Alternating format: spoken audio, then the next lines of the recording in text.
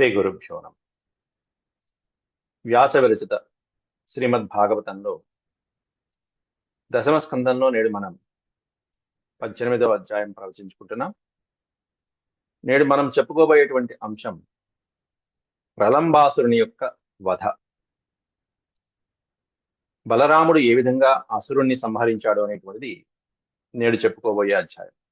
నిన్నటి రోజున మనం చెప్పుకున్నది బృందావనంలో అనేకమైనటువంటి క్రీడల్లో బలరామకృష్ణులిద్దరూ కూడా ఇతర గోపాలకులతో పాటుగా, అంతేకాకుండా గోపాలకుల రూపంలో వచ్చినటువంటి అనేకమైనటువంటి దేవతా స్వరూపాలతో కూడా ఎలా క్రీడించారు అనేది నిన్నటి ప్రవచనంలో మనం చెప్పుకున్నాం.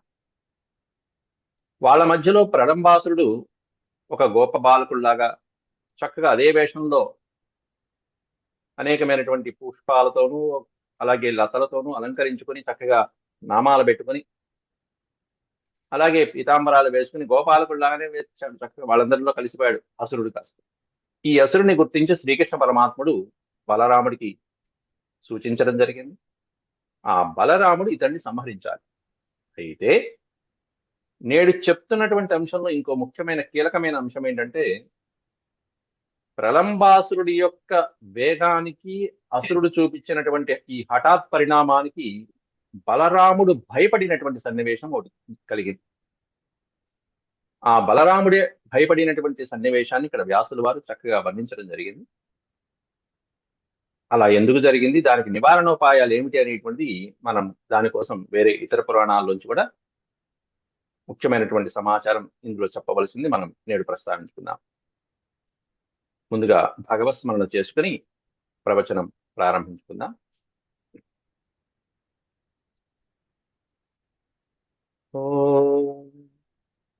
శుక్లాంబరధరం విష్ణుం శశివర్ణం చతుర్భుజం ప్రసన్నవదనం ధ్యాయేత్ సర్వవిఘ్నోపశాంతయే. వ్యాసం వసిష్ఠనప్తారం శక్తేః పౌత్రమకల్మషం పరాశరాత్మజం వందే సుఖతాతం తపోనిధిం. వ్యాసాయ విష్ణురూపాయ వ్యాసరూపాయ విష్ణవే నమో వై బ్రహ్మనిధయే వాసిష్ఠాయ నమో నమః. నారాయణం నమస్కృత్య నరం చైవ నరోత్తమం దేవీం సరస్వతీం వ్యాసం తతో జయముదీరయేత్.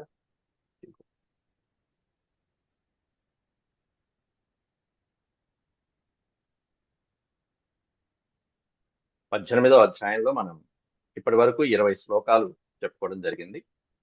ఈ 20 శ్లోకాలలో కూడా బృందావనాన్ని వర్ణిస్తూ వాళ్ళ యొక్క అనేకమైనటువంటి క్రీడా విశేషాలను వర్ణించారు.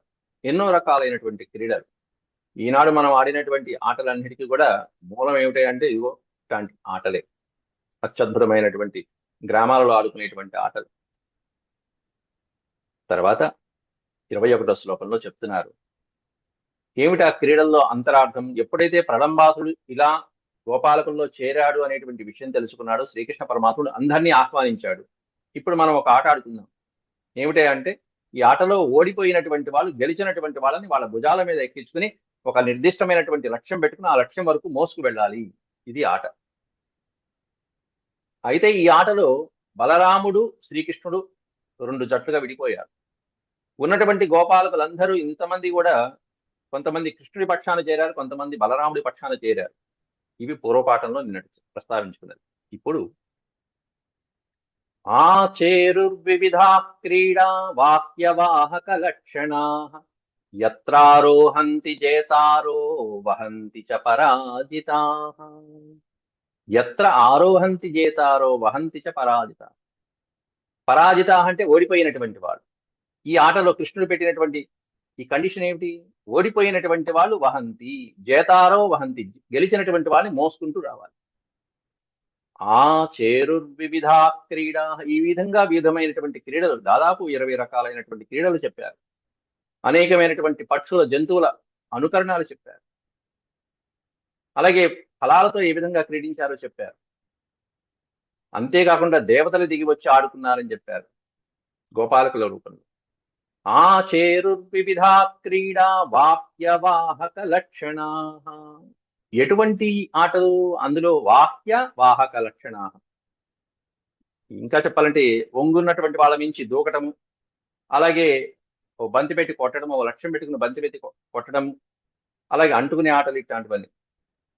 ఇట్లాంటి లక్షణాలు కలిగినటువంటి ఆటలు ఏవైతే ఉన్నాయో ఆడుకుంటూ ఉంటే యత్ర ఆరోహంతి జేతారో వహంతి చ పరాజిత, ఇట్లా ఓడిపోయినటువంటి వాళ్ళు గెలిచినటువంటి వాళ్ళని భుజాల మీద కూర్చోబెట్టుకుని లక్ష్యం దాకా తీసుకువెళ్ళాలి అని పందెం పెట్టుకుంటే, ఎప్పుడైతే పందెం విన్నాడో ఈ అసురుడు ప్రలంబుడు వెంటనే కృష్ణుడి పక్షానికి వచ్చేశాడు.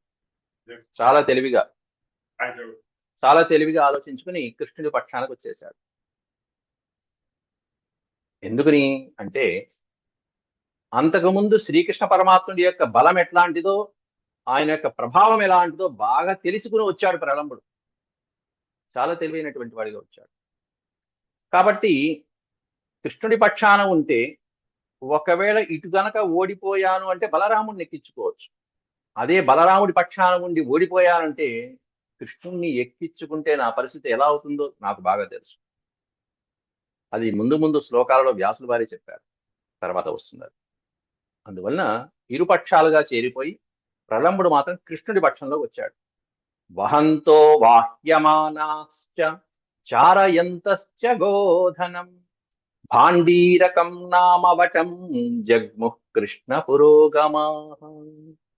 వహంతో వాహ్యమానాశ్చ చారయంతశ్చ గోధనం. ముందుగా శ్రీకృష్ణ పరమాత్ముడు అక్కడ మంచి వనమున్నది బృందావనంలో. దాంట్లో ముఖ్యమైనటువంటి ఒక వృక్షం, వటవృక్షం ఒకటి ఉంది. భాండీరకం అనేటువంటి వటవృక్షం. ఇంకా చెప్పాలంటే ఆ ప్రదేశంలో చాలా వృక్షములు ఉన్నాయి. ఎక్కువ వటవృక్షాలు కలిగినటువంటి వనం అది, భాండీరక వనం. ఈ చెట్టు పేరు మీద ఆ వనం కూడా ప్రసిద్ధమైంది ఆ ప్రాంతంలో, భాండీరక వనం అని. భాండీరకం నామ వటం జగ్ముహు కృష్ణ పురోగమ. శ్రీకృష్ణ పరమాత్ముడు చెప్పాడు, మనకు ఆ చెట్టు ఉంది కదా, ఆ చెట్టు దగ్గరికి వెళ్దాం పదండి అని చెప్పి ఇక అక్కడి నుంచి లక్ష్యం పెట్టుకున్నారు ఆటలు. వహంతో వాహ్యమానశ్చ చారయంతశ్చ గోధనం. వాళ్ళ యొక్క గోధనాన్ని, వాళ్ళు తీసుకొచ్చినటువంటి సామగ్రిని అంతాన్ని, అలాగే క్రీడా పరికరాలు ఏవైతే ఉన్నాయో వాటినన్నింటినీ ఆ చెట్టు దగ్గర పెట్టారు. ఒక లక్ష్యం పెట్టుకున్నారు ఆ చెట్టు దగ్గర నుంచి. ఇక అక్కడి నుంచి ఆటలు ప్రారంభించారు. ప్రారంభిస్తే ఆ ఆటల్లో రామ సంఘట్టినో యర్హి శ్రీరామ వృషభాదయ క్రీడాయాం జయినస్తాంస్తాన్ ఊహు కృష్ణాదయో నృప. రామ సంఘట్టినో యర్హి, ఎవరు ఓడిపోయారంటే బలరాముడి పక్షము, శ్రీకృష్ణ పరమాత్ముడి పక్షం. ఇరు జట్లలో కృష్ణ పరమాత్ముడి యొక్క జట్టు ఓడిపోయింది. రామ సంఘట్టినో యర్హి శ్రీరామ వృషభాదయ.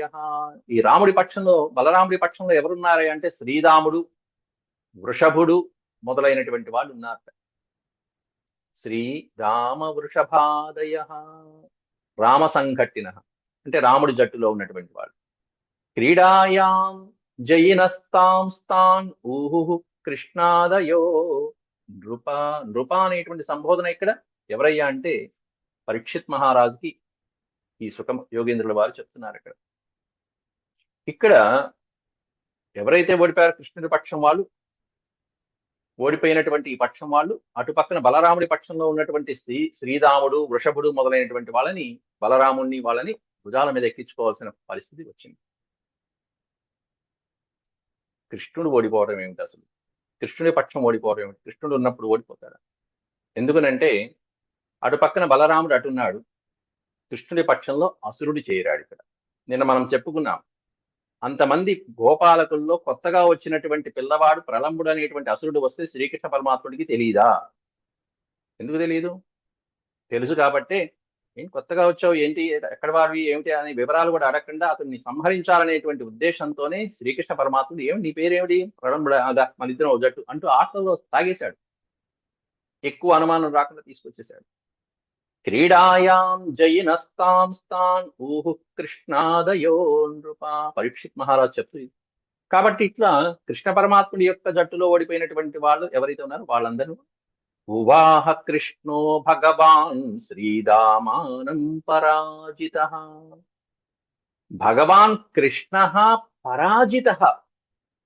కృష్ణుడు పరాజితుడై ఉవాహ. ఉవాహ అంటే భరించటం, మోయటం.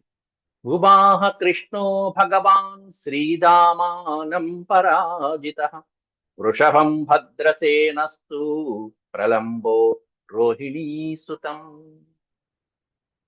ఈ శ్లోకం చాలా ముఖ్యమైనటువంటి శ్లోకం. ఎవరు ఎవరిని ఎక్కించుకున్నారు ఈ ఆటలో, ఓడిపోయినటువంటి వాళ్ళు ఎవరు, గెలిచినటువంటి వాళ్ళు ఎవరు, ఎవరు పైన ఎక్కారు, ఎవరు కింద ఉన్నారు అనేది చూసుకోవాలి జాగ్రత్తగా. ఎందుకంటే విష్ణు పురాణాదుల్లో మొదలైనటువంటి వాటిల్లో, అలాగే పోతనామాచుడు ఆంధ్ర భాగవతంలోనూ కొంచెం భిన్నంగా ఉంది దీంట్లో. ఇక్కడ వ్యాసుల వారి యొక్క మూల గ్రంథంలో ఉన్నటువంటి విషయం ఇక్కడ ప్రస్తావిస్తున్నాం. ఉవాహ కృష్ణో భగవాన్, భగవాన్ కృష్ణ ఉవాహ, ఎవరిని భరించాట శ్రీకృష్ణ పరమాత్ముడు అంటే శ్రీదామానం ఉవాహ, శ్రీరాముడు అనేటువంటి గోపాలకుణ్ణి శ్రీకృష్ణ పరమాత్ముడు ఓడిపోయిన కారణంతో పైన భరించి అలా లక్ష్యం దాకా తీసుకువెళ్ళాట. రెండవ పాదంలో ఎవరిని చెప్తున్నారు? వృషభం భద్రసేనస్తు, భద్రసేనుడు అనేటువంటి వాడు, శ్రీకృష్ణుడి జట్టులో ఉన్నటువంటి భద్రసేనుడు వృషభం అనేటువంటి బలరాముడి జట్టులో ఉన్నటువంటి వాడిని భుజాల మీద కూర్చోబెట్టుకుని బయలుదేరాడు. ఇక కృష్ణుడి జట్టులో ఉన్నటువంటి ప్రలంబుడు ఓడిపోయాడు. ఈ ప్రలంబుడు ఎవరిని పట్టుకున్నాడంటే రోహిణీసుతం, రోహిణీసుతుడైనటువంటి బలరాముణ్ణి భుజాల మీద ఎక్కించుకున్నాడు. అయితే ఆంధ్ర భాగవతానికి అలాగే విష్ణు పురాణాల్లో కానీ ఇట్లాంటి వాటిలో కొంచెం వ్యత్యాసం ఏముందంటే శ్రీకృష్ణ పరమాత్ముని వాళ్ళు గెలిపించారు. ఇక్కడ వ్యాసులు వారు ఓడిపోయినట్టుగా, పరాజితుడైపోయినట్టుగా చూపించారు. కానీ అక్కడ మిగతా పోతనామాచుడు రాసిన భాగవతాల్లో కృష్ణ పరమాత్ముడు గెలిచినట్టుగా, అందులో శ్రీరాముణ్ణి కృష్ణ పరమాత్ముడు ఎక్కించుకున్నట్టుగా ఇక్కడ శ్రీరాముడు ఎట్లా ఉందో చూడండి ఒకసారి. ఆ క్రీడయందు పిదప శ్రీకృష్ణుణ్ణి శ్రీధాముడు నామధేయుడైన గోపకుడు వహించే, శ్రీకృష్ణునే పైకెక్కించుకున్నట్ట శ్రీరాముడు. శ్రీరాముడు ఓడిపోయినట్టు, కృష్ణుడు గెలిచినట్టు ఇచ్చారు. భద్రసేనుడు వృషభమును ఎక్కించుకున్నాను, అలాగే బలభద్రుండు ప్రలంబును ఆరోహించే అని సవివరంగా ఇచ్చారు ఆంధ్ర భాగవతంలో. అది శ్రీకృష్ణ పరమాత్ముని యొక్క గౌరవాన్ని సూచించేటువంటి అంశం. అయితే ఇక్కడ మొత్తం జట్టంతా ఓడిపోయినట్టుగా వ్యాసులు వారు స్పష్టంగా ఇచ్చారు. ఉవాహ కృష్ణో భగవాన్ శ్రీదామానం పరాజిత, శ్రీకృష్ణ పరమాత్ముడు శ్రీరాముడు అనేటువంటి భక్తుణ్ణి ఎక్కించుకున్నాడు. ఎంత అదృష్టం! ఇంకా ఆ భక్తుడిది, శ్రీరాముడిది ఎంత అదృష్టం అండి. పరమాత్ముడి భుజస్కంధాల మీద అలా వెళ్తున్నాడంటే ఆ పరమాత్ముడిని ఏమని చెప్పాలి ఇంకా. అందుకే భక్త పరాధీనుడు అన్నారు ఆయన్ని. భక్తుల యొక్క ప్రేమకి, ఆ భక్తి పారవశ్యానికి లొంగిపోయినటువంటి భక్త పరాధీనుడు ఎవరైతే ఉంటారో ఆయనే శ్రీకృష్ణ పరమాత్మ. అయితే సరే, వృషభుడు భద్రసేనుడు సరే సరే, ప్రలంబుడు అనేటువంటి అసురుడు ఎవరిని ఎక్కించుకున్నాడంటే రోహిణీ సుతం, వీడికి పోయే కాలం వచ్చి బలభద్రుని బలరాముని ఎక్కించుకున్నాడు. రోహిణి సుతుడైనటువంటి కుమార్ బలరాముని. ఎందుకని వీడి ఆలోచన ఏమిటి అంటే తర్వాత శ్లోకంలో సుస్పష్టం చేశారు వ్యాసుల వారు. అసలు వీడు బలరాముడి పక్షంలో ఎందుకు చేరలేదు, కృష్ణుడి వైపు ఎందుకు వచ్చాడు అనేది ఈ శ్లోకం సందేహ నివృత్తి చేస్తున్నది. అవిషహ్యం మన్యమానః కృష్ణం దానవ పుంగవః వహం ధృతతరం ప్రాగాద్ అవరోహణతః పరం, ప్రాగాదవరోహణతః పరం.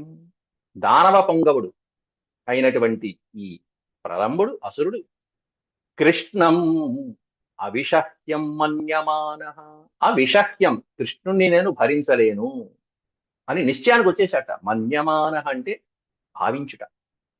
అమ్మో, కృష్ణుణ్ణి నేను భరించలేను. మొట్టమొదట్లోనే వాడికి అర్థమైపోయింది. ఎందుకంటే ఒక్కసారి ఫ్లాష్ బ్యాక్ వెళ్తే శ్రీకృష్ణ పరమాత్ముడి యొక్క బయోడేటా, అలాగే బలరాముడి యొక్క బయోడేటా తీసుకుంటే కృష్ణ పరమాత్ముడు ఎంతమంది అసురుల్ని సంహరించాడో వాడికి అర్థమైపోయింది మొత్తం వికీపీడియాలో. బలరాముడు ఏదో అప్పటికి ఏదో ఒకరిని సంహరించాడు, ఒక అసురుని మాత్రమే సంహరించాడు. ఈ విషయం ఎవరిని కనిపెట్టారంటే ప్రలంబాసురుడు కనిపెట్టాడు. అప్పటికే అంత సుడిగాడిలాగా ఉండి ప్రలంబాసురుడి కంటే అత్యంత బలవంతుడైనటువంటి తృణావర్తుడాది మహాసురుల్ని కూడా సంహరించినటువంటి వాడు శ్రీకృష్ణ పరమాత్మ. అట్లాంటిది ఈయన ఏం చేశాడు? బలరాముడు పెద్దగా ఎవరిని సంహరించలేదు కదా, చంపింది ఎవరిని? ఒక్కడిని.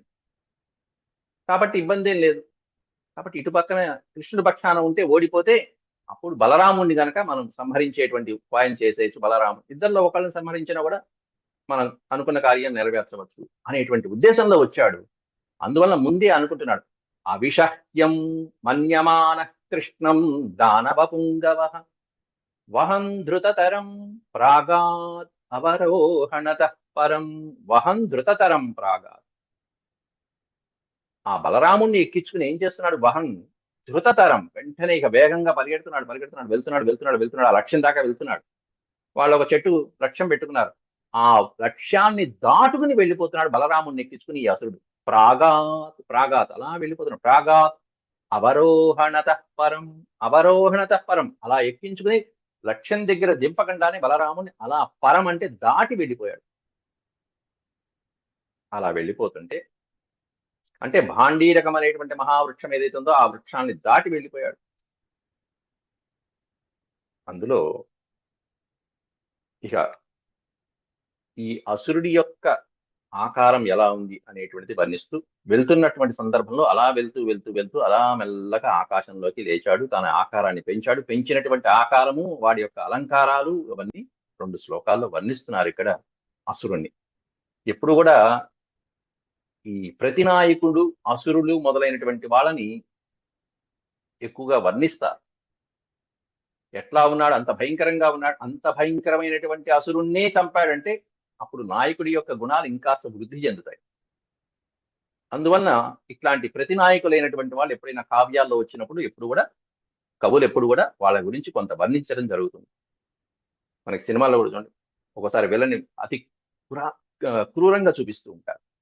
ఇట్లాంటి వాళ్ళని పరివర్తనం చెందించడమో లేకపోతే దుష్ట శిక్షణ చేయించడమో అనేటువంటిది నాయకుడి యొక్క లక్షణంగా కీర్తించబడుతూ ఉంటాయి. అట్లా ఈ అసురుడి యొక్క వర్ణన ఎట్లా ఉంది అనేది వర్ణిస్తున్నారు. సముద్వహన్ ధరణి ధరేంద్ర గౌరవం మహాసురో విగతరయో నిజం వపు స ఆస్థిత పురట పరిచ్ఛదో బభౌ తడిద్యుమాన్ ఉడుపతి వాడి వాంబుద. తడిద్యుమాన్ ఉడుపతి వాడి వాంబుద. సముద్వహన్ ధరణి ధరేంద్ర గౌరవం. ధరణిధరుడు, మొత్తం భూమినంతటిని మోసేటువంటి వాడు ఎవరు? ఆదిశేషుడు. ధరణి ధరేంద్ర గౌరవం. గౌరవం అంటే బలం. ఆ భుజాల మీద మోస్తున్నటువంటి ఆ బలరాముడు ఆదిశేషుడు. ధరణి ధరేంద్ర గౌరవం ఉద్వహన్. ఉద్వహన్ అంటే మోయటం. సముద్వహన్ ధరణి ధరేంద్ర గౌరవం. ఆ బలరాముణ్ణి అలా మోసుకెళ్తున్నాడు. అప్పుడు సడన్ గా అతని ఆకారం పెంచేశాడు. మహాసురుడైపోయాడు ఒక్క క్షణంలో. విగతరయో నిజం వపుహు. నిజం వపుహు, తన యొక్క నిజమైనటువంటి ఆకారాన్ని ధరించి విగతరయో. రయ అంటే వేగం, ఒక్కసారిగా వేగం పెంచేశాడు. అంటే బలరాముడు అలా రెప్పలు వాల్చి తెరిచే లోపల వాడి ఆకారం మార్చి ఒక్కసారి వేగం పెంచి అత్యద్భుతమైనటువంటి వేగంతో ఆకాశంలోకి అలా రిగ్గున ఎగిరిపోయేటప్పటికీ బలరాముడు కంగు తిన్నాడు ఒకసారి. మహాసురో విగతరయో నిజం వపుస ఆస్థిత. తన యొక్క నిజస్వరూపంతో ఒక్కసారిగా దర్శనమిచ్చేశాడు. ఎట్లా ఉన్నాడు? పురట పరిచ్ఛదో బభౌ. పురట పరిచ్ఛద, స్వర్ణమయమైనటువంటి అలంకారాలతో విరాజిల్లుతున్నాడు. అత్యద్భుతమైనటువంటి దివ్య శోభలతో. తటిద్యుమాన్. తటిత్ అంటే మెరుపు. అత్యద్భుతమైనటువంటి మెరుపు కాంతులు లాంటి బంగారు వన్నెలతో ఉన్నటువంటి విరాజిల్లుతున్నటువంటి స్వర్ణ అలంకార భూషితుడిగా ఉన్నాడు ఆ అసురుడు తన దేహంతో. అత్యద్భుతమైనటువంటి ఆ దేహం నిండా ఆభరణాలతో, స్వర్ణాలంకారాలతో ఉన్నాడు. దేహం ఏమన్నా నల్లగా ఉంది, వాటి మీద ఈ స్వర్ణాభరణాలు మెరుపుల్లా మెరుస్తున్నాయి. తటిద్యుతం. అయితే ఈ 4వ పాదంలో అత్యద్భుతమైనటువంటి ఉపమానం ఒకటి వేసేశారు. ఏమిటి అంటే, అత్యద్భుతమైనటువంటి విద్యుత్ లతలతో నిండినటువంటి ఒక మేఘం. ఆ మేఘము అలా నిండు చంద్రుణ్ణి తీసుకువెళ్తుందా అన్నట్టుగా ఉంది ఈ అసురుడు బలరాముణ్ణి ఎక్కించుకుని వెళ్ళటం అనేటువంటిది 4వ పాదంలో వర్ణించారు వ్యాసులు వారు. ఓ నల్లటి మేఘం, ఆ మేఘాల్లో అలా చంద్రుడు ఎలా కదులుతున్నట్టుగా మనకు కనిపిస్తుంటుంది. పౌర్ణమి నాడు చూడండి, ఆ మేఘాలు అలా చంద్రుడి దగ్గర నుంచి వెళ్తూ ఉంటే ఏమనిపిస్తూ ఉంటుంది? మేఘం ఎట్లా ఉంటుంది? నల్లగా ఉంటుంది. ఇక్కడ రాక్షసుడు అలాగే ఉన్నాడు. అయితే ఎట్లాంటి మేఘం అయ్యా అంటే తడిద్యుమాన్. తటిత్ అంటే మెరుపు. తడిద్యుమాన్ ఉడుపతి. ఉడుపతి అంటే చంద్రుడు. తరిద్యుమాన్ ఉడుపతి. ఎట్లాంటి చంద్రుడు? నిండు పూర్ణ చంద్రుడు. ఎవరయ్య అంటే మన బలరాముడు. తడిద్యుమాన్ ఉడుపతి వాడివాంబుద. వాడివాంబుద. చక్కటి వెన్నెలలు కురిపించేటువంటి, పండు వెన్నెలలు కురిపించేటువంటి అనేకమైనటువంటి దివ్య ఔషధాలకి నిలయమైనటువంటి ఆ చంద్రుణ్ణి మోసినటువంటి, పున్నమి చంద్రుణ్ణి మోసినటువంటి మేఘంల అంబుద ఇవ, వాడివాంబుద ఇవ. జలమును ధరించినటువంటి మేఘము ఎలా అయితే అలా కదులుతూ వెళ్తుందో అలా వీడు ఆకాశంలోకి వెళ్తున్నాడు. ఎవరిని తీసుకున్నట్టే ధరణిధరీంద్ర గౌరవం. అతన్ని మోసుకుంటూ ఉద్వహన్ ఆయన ధరిస్తూ వెళ్ళిపోతున్నాడు. ఎక్కడికి వెళ్ళిపోతున్నాడంటే ఆకాశ వీధిలోకి అలా వెళ్ళిపోతున్నాడు. ఆకాశంలో రిబ్బున ఎగిరిపోతూ ఆ రాక్షసుడి యొక్క ఆకారాన్ని మరిల్లి వర్ణిస్తున్నారు ఇక్కడ. నిరీక్ష తద్వపు నిరీక్ష తద్వపురలమంబరే చరత్ ప్రదీప్త దృగ్భృకుటీ తటోగ్రదంష్ట్రకం జ్వలత్శిఖం కటక కిరీట కుండల ద్విషాద్భుతం అలధర ఈషదత్ర సత్ నిరీక్ష తద్వపురలమంబరే చరత్. తద్వపురలమంబరే చరత్. తద్వపు, వపు అంటే శరీరం. తద్వపు నిరీక్ష, ఆ ఆకారం చూశాడు. ఆ ఆకారంతో, భయంకరమైనటువంటి ఆకారంతో, ఈ అప్పటికి బలరాముడి యొక్క ఆకారం చాలా చిన్న, 6 సంవత్సరాల ప్రాయుడు. ఆ పిల్లవాడిని ఎక్కించుకుని గోపాలకుల్లాగానే ఉన్నారు, అందరిలాగానే. అతన్ని తీసుకుని, ఆ బలరాముడు తీసుకుని అంబరే చరత్. అంబరం అంటే ఆకాశం. ఆకాశ వీధిలోకి వెళ్ళిపోతున్నాడు, ఎగిరిపోతున్నాడు. ఎట్లా? ప్రదీప్త భృగుకుటి తటోగ్రదంష్ట్రకం. ప్రదీప్త భృగు ఎలా ఉందంటే, కళ్ళు ఎలా ఉన్నాయంటే దీప్త, ప్రజ్వరిల్లుతున్నటువంటి కాంతితో ఉన్నాయి. ప్రదీప్త, మంచి ప్రకాశిస్తున్నటువంటి కాంతులతో ఉన్నటువంటి, మండిపోతున్నటువంటి ఎర్రగా ఉన్నటువంటి గోళాల నిప్పు కణికల్లాగా ఉన్నాయి ఆ కళ్ళు. అలాగే భృగు కుటి తటోగ్రదంష్ట్రకం. తట ఉగ్ర దంష్ట్రం. దంష్ట్రం అంటే కోరలు.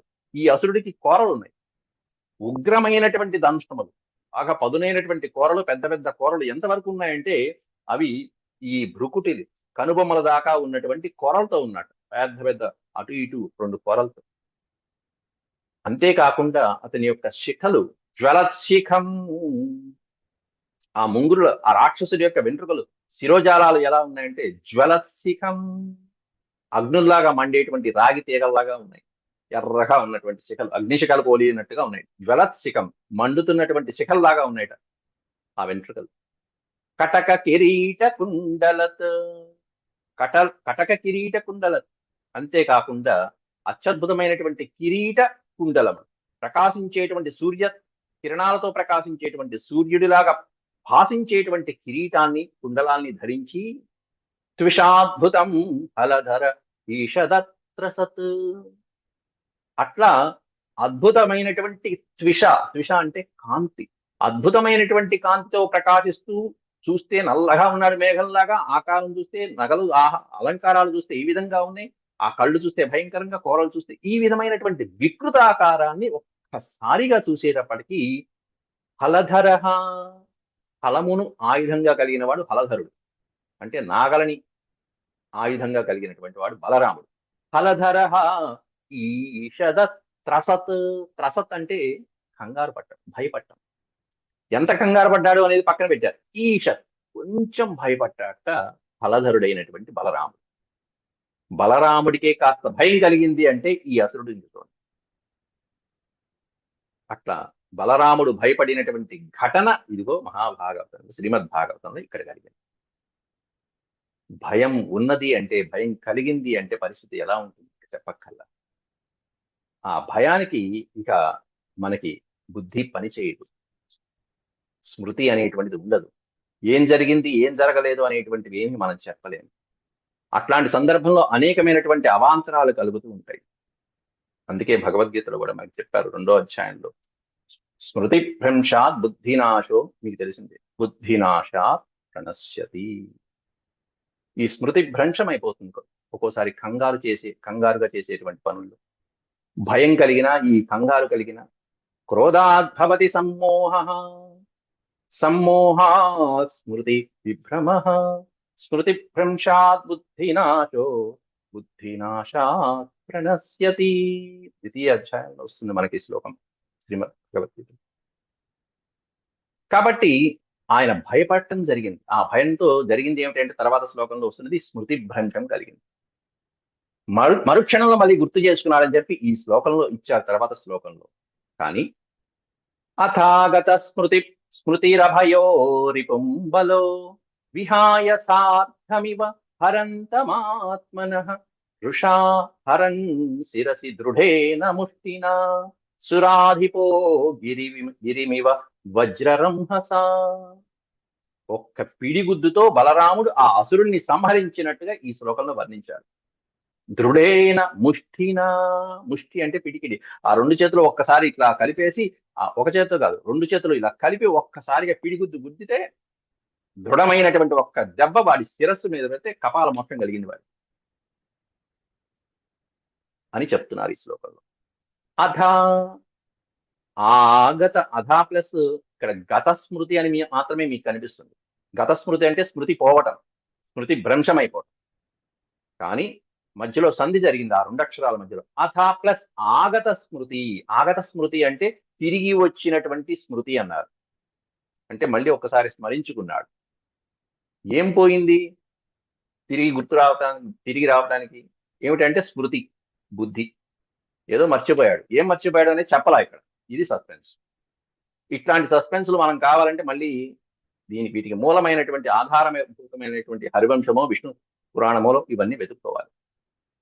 వాటిలో చెప్పినటువంటి అంశం ఏంటంటే, ఎప్పుడైతే ఇక్కడ బలరాముడు కంగారు పడ్డాడో, కంగారు పడినటువంటి మరుక్షణమే శ్రీకృష్ణ పరమాత్ముడిని పిలిచాడు బలరాముడు. శ్రీకృష్ణ పరమాత్ముని పిలిచి కృష్ణ, తమ్ముడు తమ్ముడు, కృష్ణ కృష్ణ కృష్ణ, ఇదిగో వీడెవడు చూడు అంటూ కంగారు పడినటువంటి సందర్భం జరిగింది అక్కడ. వెంటనే శ్రీకృష్ణ పరమాత్ముడు, అన్నా ఏమిటి నీ కంగారు, ఎందుకంత కంగారు పడతావు? నువ్వు ఎంతమంది అసురుని సంహరించలేదు? నీ రూపం ఏమిటి? నువ్వేదో గోపాలుడిగా మానవ మాత్రుడిగా కనిపిస్తున్నావు, కానీ నీ రూపం నువ్వు ఒక్కసారి గుర్తు చేసుకో. ఆగత స్మృతి, గుర్తు చేసుకో అంటున్నాడు కృష్ణుడు అక్కడ. పోయినటువంటి ఆ స్మృతిని ఒక్కసారి గుర్తు చేసుకో, స్మరించు. నువ్వు అనంతుడివి. నీ అంతమే తెలియక దేవతలు పిచ్చెక్కిపోతూ ఉంటారు. ఆద్యంతాలు తెలియనటువంటి వాడివి. అందువల్ల నీకు అనంతుడు అని పేరు. సంకర్షణుడివి. అందుకే గోవిందనామాల్లో సంకర్షణుడు అనే పేరు ఉంటుంది. ఎందుకంటే గోవిందనామాల్లో బలరాముడి పేరు సంకర్షణుడు అని ఎందుకు పెట్టారంటే, శ్రీకృష్ణుడే ఇక్కడ చెప్తాడు, నీకు నాకు భేదం లేదయ్యా, ఆకారాలు మాత్రమే భిన్నం తప్ప మన ఇద్దరికి భేదం లేదు, నువ్వు నారాయణుడివి అని చెప్పి శ్రీకృష్ణ పరమాత్ముడు విష్ణు పురాణంలో ఇక్కడ చెప్పినటువంటి ఘట్టం ఉంది. కాబట్టి బలరాముడికి కృష్ణుడికి భేదం లేదు, రూపాలు తప్ప. గోవిందనామాల్లో అందుకే సంకర్షణుడి పేరు కూడా అని ఈ విధంగా గుర్తు చేస్తాడు శ్రీకృష్ణ పరమాత్ముడు. నీ బలం ఏమిటో తెలియట్లేదా? నువ్వు అనంతుడివి, ఆదిశేషుడివి, కానీ కొట్టు అని ఎలా కొట్టాలో కూడా కృష్ణ పరమాత్ముడు చెప్తాడు. పిడికిలి బిగించి కొట్టవయ్యా, ఒక్కడు కొట్టు అని చెప్పి పైన ఉన్నావుగా కొట్టు శిరస్సు మీద అని ఇట్లా పెట్టి ఇట్లా చూపిస్తాడు కృష్ణుడు. ఇది పురాణాల్లో వివరంగా చెప్పారు, విష్ణు పురాణం. అది పట్టుకున్నాడు. ఇక ఇంకేముంది, ఇవి ఒక్కసారి గుర్తు చేసుకోండి. ఇంత మహానుభావులకు కూడా స్మృతి భ్రంశం కలిగింది అంటే అంత భయంకరమైనటువంటి సన్నివేశాలు మహానుభావులకు కూడా వస్తాయి. కానీ అలాంటి సందర్భాల్లోనే మనం జాగ్రత్తగా ఉండాలి, పరమాత్మని స్మరించాలి. ఆ తర్వాత ఇంకొంచెం సమయాన్ని చూసుకుని ఆ పరమాత్ముడు ఇచ్చినటువంటి శక్తితో మనం జాగ్రత్తగా ముందడుగు వేస్తే ఎంతటి క్లిష్టమైన పరిస్థితుల నుంచి అయినా సరే మనం బయటపడవచ్చు సులభంగా అనేటువంటిది ఈ కథలో మనం తెలుసుకోవచ్చు. అథాగత స్మృతి, అందువల్ల ఆగత స్మృతి అని పెట్టారు. స్మృతి వచ్చింది, ఇప్పుడు గుర్తు చేసుకున్నాడు. రామాయణంలోకి వెళ్ళండి, హనుమంతుల వారిని ఒకసారి గుర్తు చేసుకోండి. ఆయన అలాగే కూర్చున్నాడు. ఎవరో వచ్చి గుర్తు చేశారు, ఏమిటి అలా కూర్చుంటావు, నీ సంగతి నీకు తెలీదా అంటే గుర్తు చేస్తే అప్పుడు లేచాడు పైకి. ఇట్లాంటివన్నీ మనకి త్రేతాయుగంలో జరిగిందే, మళ్ళీ ద్వాపరంలో జరిగింది. పాత్రలు తేడా అంతే, క్యారెక్టర్ మారింది అంతే, స్టోరీ ఒకటే.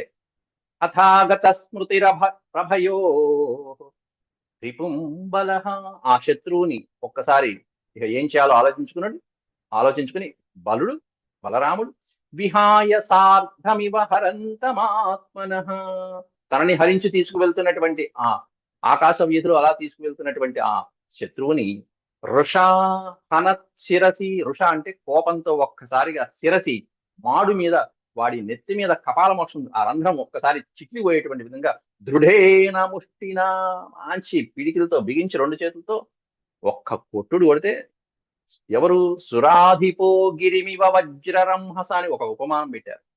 సుర అధిపహ అంటే ఇంద్రుడు, దేవతలకి రాజైనటువంటి ఇంద్రుడు తన యొక్క వజ్రములతో వజ్రాయుధంతో వజ్ర రంహస మంచి పదునైన స్ట్రాంగ్ గా గట్టిగా ఉన్నటువంటి వజ్రాయుధంతో ఒక్క దెబ్బ ఆ పర్వతం మీద కొడితే ఆ పర్వతం పరిస్థితి ఏంటి? గిరిమివా పూర్వకాలంలో అలా పర్వతాలన్నీ రెక్కలు కలిగి ఒక చోట నుంచి ఒక చోటకి ఎగురుకుంటూ వెళ్ళిపోతుంటే ఆ రెక్కల్ని ఖండించేవాడు. అవసరమైతే కొన్ని పర్వతాలని మధ్యకి తెక్కొట్టేశాడు వజ్రాయుధం. ఎందుకంటే అది ప్రజలకి మేలు చేసేవే, మేలు చేయటం కోసమే అలా చేశాడు. పర్వతాల వలన ప్రజలకి ఎంతో మేలు ఉంటుంది. నదుల వలన అలాగే పర్వతాల మీద ఉన్న ఎన్నో ప్రాణులు ఉంటాయి. ఇలా రెక్కలు పట్టుకుని ఎక్కడో ఒక చోట నుంచి ఒక చోటకి వెళ్ళిపోతే ఏమైపోతుంది పరిస్థితి? కాబట్టి ఒక స్థిరమైనటువంటి ప్రకృతిని ఏర్పాటు చేయడం కోసం చేసినటువంటి పనులు. అట్లా ఇంద్రుడు వజ్రాయుధంతో పర్వతాలను నరికితే ఆ పర్వతం ఒక్కసారిగా ఢబేల్మని కింద పడితే పరిస్థితి ఎలా ఉంటుందో ఈ రాక్షసుడి పరిస్థితి అది ఇప్పుడు. స ఆహత సపది విశీర్ణమస్తకో ముఖాద్వమన్ రుధిరమపస్మృతోసుర మహారవం వ్యసురపతత్ సమీరయన్ గిరిర్యథా మఘవత ఆయుధాహత. స ఆహత సపది వెంటనే, సపది అంటే వెంటనే, విశీర్ణ మస్తక ఆ రాక్షసుడి యొక్క మస్తకం కాస్త భిన్నమైపోయింది. ముఖాద్వమన్ రుధిర ముఖం నుంచి ఒక్కసారిగా రక్తాన్ని అలా కక్కుతూ వెళ్ళకక్కుతూ రుధిరం అపస్మృతోసుర అపస్మృత అంటే విగత జీవుడైపోయాడు. వాడు కాస్త ఒకే ఒక్క దెబ్బకి మరణించాడు. ఎట్లాంటి వాడు ఆయన? మొత్తం భూమండలాన్ని మోసేటువంటి ఆదిశేషుడు సునాయాసంగా ఒక 2-3 పడగల మీద అలా పెట్టుకుని భూమండలాన్ని మోసేటువంటి ఆ ఆదిశేషుడిని తీసుకువెళ్దామని చూశాడు ఈ మూర్ఖుడు. ఆయన్నే మోస్తాడు ఈ అసురుడు పిచ్చివాడు. ఇంకా అటుపక్కన పక్షాన ఉంటే కాసేపు కృష్ణుడు కాళీయుడిని కనికరించినట్టు కనికరించేవాడు. బలరాముడు అట్లాంటి తప్పులు ఎప్పుడు చేయడు, కనికరించడు. ఇట్లాంటి వాడు వచ్చాడంటే అంతే, ఫినిష్ ఎట్ ఏ టైం, ఒకే కిక్. మహారవం ఎట్లా చనిపోయాట? పెద్ద శబ్దం చేస్తూ ఒక్కసారి దేవుడు అనుకుంటూ మహారవం వ్యసురపత్ అపతతత్ సమీరయన్ ఆ అసురుడు కాస్త ఒక్కసారిగా పెద్ద నాదం చేస్తూ కర్ణ కఠోరమైన నాదాన్ని చేస్తూ ఎలా ఎలా పడిపోయాడు అనేది కూడా మళ్ళీ అదే వర్ణన చేశారు. గిరిర్యథ మఘవత ఆయుధాహత. మఘవత అంటే మేఘవాహనుడైన ఇంద్రుడి యొక్క ఆయుధమైనటువంటి వజ్రాయుధం దెబ్బకి పైనుంచి ఒక పర్వతం కింద పడితే ఎలా పడ్డాడు అలా పడి చచ్చిపోయాడు అసురుడు. దృష్ట్వా ప్రలంబం నిహతం బలేన బలశాలినా గోపాహ సువిస్మిత ఆసన్ సాధు సాధ్వితివారినః. ఇక అంతే, కింద పక్కనే ఉన్నారు చప్పట్లు కొట్టడానికి గోపాలకులందరూ. ఈ సన్నివేశం చూశారు, ఒక్క దెబ్బకి చచ్చాడు బలరాముడు. అబ్బా భేష్, సాధు సాధు, ఓ భేష్ భేష్, భలే ఉంది, భలే కొట్టు, భలే కొట్టు, బాగుంది బాగుంది అని. దృష్ట్వా ప్రలంబ నిహతం, ప్రలంబుడు అనే అసురుడు చనిపోవడం చూసి ఎవరి చేతిలో? బలేన బలశాలిన, బలశాలి అనేటువంటి బలరాముడి చేతిలో మరణించడం చూసి గోపాహ సువిస్మిత ఆసన్, గోపాలకులందరూ ఆశ్చర్యంతో భేష్ భేష్ బలి బలి అంటూ చప్పట్లు కొడుతూ ఎంకరేజ్ చేశారు. పైగా సాధువాదాలు చెప్తూ దగ్గరికి వచ్చి రాగానే ఆలింగనం చేసుకుంటూ పైకి ఎత్తేసి ఆశిషో అభిగృహణం తస్తం ప్రశంసం సుస్తదర్హణం ప్రశంసం సుస్తదర్హణం ప్రేత్యాగతమివాలింగ్య ప్రేమ విహ్వల చేతసః. ప్రేత్యాగతమివాలింగ్య అని పదం పెట్టారు. ప్రేత్యాగతం అంటే చావు నుంచి తప్పించుకుని వచ్చిన వాడిని ప్రేత్యాగత అంటారు. పోతన భాగవతంలో స్పష్టంగా రాశారు. మరణం దాకా వెళ్ళి వచ్చినటువంటి వాడు, అంత భయం పుట్టింది బలరాముడికి అని చెప్పడం దాని అంతరం. కాబట్టి ఈ ఒక్క పదం తీసుకుంటే మనకి పూర్వం విష్ణు పురాణంలో చెప్పింది మనం అర్థం చేసుకోవచ్చు. ఆశిషో అభిగృణం తస్తం ఆశిష, చక్కటి పూజ్య భావంతో ఆ బలరాముని ఎలా ప్రశంసించాలో అలా ప్రశంసు తదర్హణం, ఆయన అర్హతకి తగ్గట్టుగా ప్రశంసించారు. ఎవరు? గోపాలకులు. ప్రేమ విహ్వల చేతసః, ఆత్మీయతతో ఆలింగనం చేసుకున్నారు, పైకెత్తేశారు, కేరింతలు కొట్టారు, చప్పట్లు కొట్టారు, భేష్ భేష్ అని. ఇక్కడ గోపాలకుల సందరి ఇట్లా ఉంటే దేవతలు అబ్బో వాళ్ళకి ఇంకేం చెప్పాలి. పాపే ప్రలంబే నిహతే, పాపాత్ముడైనటువంటి ఆ ప్రలంబుడు యొక్క మరణంతో, నిహతే అంటే మరణంతో, దేవా పరమ నిర్వృతా, పరమానంద భరితులైపోయారు దేవతలందరూ కూడా. అభ్యవర్షన్ బలం మాల్యై శశంసు సాధు సాధ్వితి, సాధు వచనాలు చెప్తూ, సాధు అంటే బాగుంది బాగుంది నైనా శుభం అంటూ ఆ బలరామకృష్ణుడికి దండం పెడుతూ పైనుంచి ఆ ఆకాశం నుంచి అంతరిక్షం నుంచి అభ్యవర్షన్ బలం మాల్యై, బలరాముడి మెడలో పడేట్టుగా మాలలు పుష్పమాలలు, దివ్యమైనటువంటి పూల మాలలన్నీ కూడా అలా వర్షించారుట పుష్పాలను ఆయన మెడలో చక్కగా అలంకరింపజేసుకునేట్టు. ఇది శ్రీమద్భాగవతే మహాపురాణే పారమహంస్యాం సంహితాయాం దశమస్కందే పూర్వార్ధే ప్రలంబవధో నామ అష్టాదశోऽధ్యాయ సమాప్తః. ఓం శాంతి శాంతి శాంతి. యదక్షరపద భ్రష్టం మాత్రహీనం చ యద్భవేత్ తత్సర్వం క్షమ్యతాం దేవ నారాయణ నమోస్తుతే. సర్వం శ్రీకృష్ణార్పణమస్తు. హరి ఓం.